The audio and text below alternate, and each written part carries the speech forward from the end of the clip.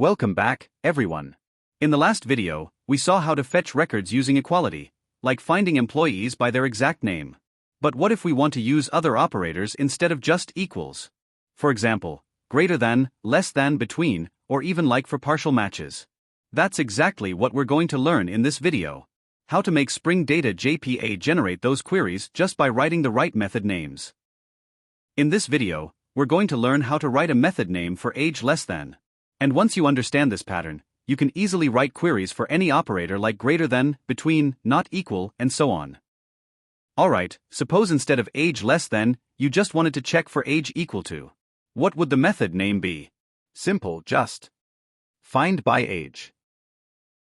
Yep, we already learned this in the last video. Just FindBy followed by the entity field name, and Spring Data JPA handles everything automatically. So for checking age equality, the method is simply FindBy age. Alright, now here's the key part. For other operators, the column name part of the method stays the same. For example, if we want age less than, the method still starts with FindBy age, just like our equality method. Alright guys, here's the cool part. In our query, we want age less than a certain value. Spring Data JPA makes this super easy with standard operator keywords. All you have to do is append the operator right after your entity field name. So our field is age and the operator is less than. And our method name is FindBy age less than. That's all it takes. Just one line of code and Spring Data JPA knows exactly what to do. Fetch all employees where age is less than the value we pass. Alright guys, now let's implement this in code. Check this out. In my database, we currently have 52 employees with age less than 40. Alright, let's declare our method in employee JPA repository for the age less than condition.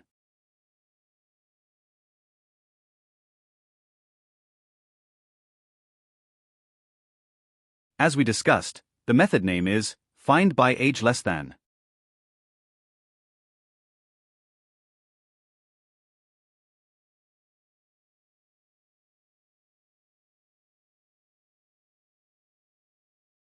It takes the age as a parameter.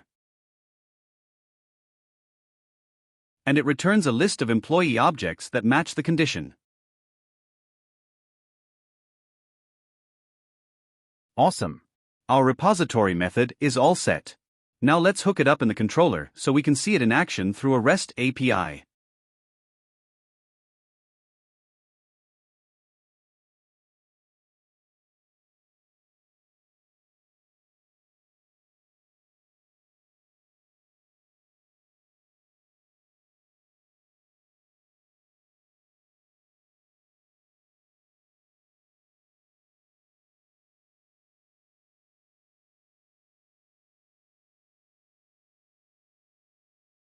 Now let's restart the application. Follow my screen.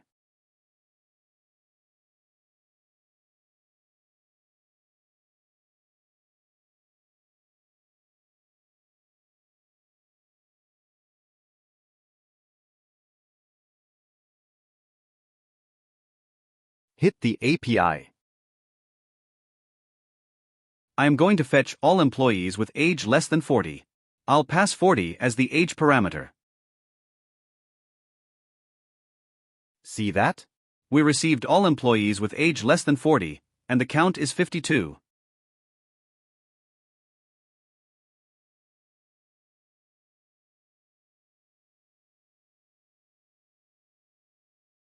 Alright, let's test it again, this time with age 60. See that all employees younger than 60 pop up. Now check the logs on my screen. See that? Spring Data JPA automatically ran the SQL query with age less than just from our method name FindBy age less than. Alright, right now on my screen you can see a quick list of some basic operators like greater than, less than, equal to. I'm not going to cover every single one here. You can try those yourself and practice. Next up, range and set operators. These let us write queries like between two values or inside a list of options. Perfect when you need to filter in bulk. Moving on, pattern matching. This is where things get fun. You can search using like, starting with, ending with. Great for partial matches, like finding all employees whose name starts with. And finally, null checks. Need to find records where a field is null or not null.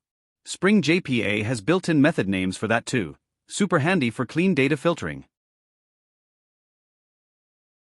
Awesome, thank you for watching. In the next video, we'll level up and see what happens when we add more than one condition in our queries.